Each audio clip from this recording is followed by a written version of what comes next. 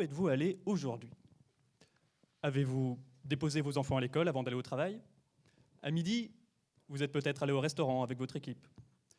Ce soir, avant de rentrer chez vous, est-ce que vous irez à votre cours de salsa ou peut-être passerez-vous chez votre vieille tante pour prendre le thé? Dans une ville, les gens vont, viennent, font leur truc, et ça va pas du tout. Parce que personne n'est capable de dire qui est allé où, quand ou comment. Pourquoi ça m'intéresse?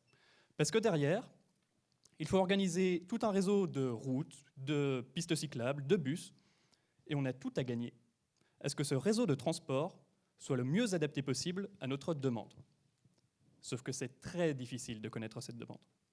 L'INSEE fait des très bons rapports, mais ils sont vraiment chers et ils ne concernent pas assez de monde. Sur une carte, on obtient tout juste une poignée de trajets dispersés. Une autre source de données, super bien, c'est les téléphones portables. Parce que quand vous utilisez votre téléphone, vous communiquez avec l'antenne de votre opérateur, et donc votre opérateur vous voit vous déplacer d'antenne en antenne pendant votre journée. C'est génial. Mais ces données-là sont loin d'être aussi détaillées que ce que nous propose l'INSEE. Et puis, on va avoir un problème de vie privée aussi.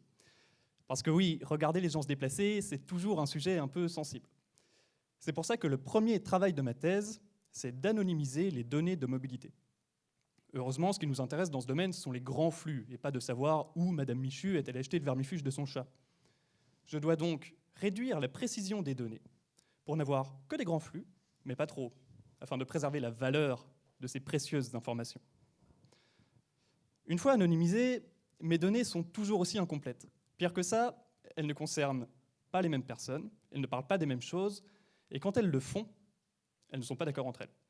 Pour les mettre d'accord, j'utilise une population synthétique, des fausses personnes, pour lesquelles chaque nouvelle source de données est une information supplémentaire que je vais leur ajouter.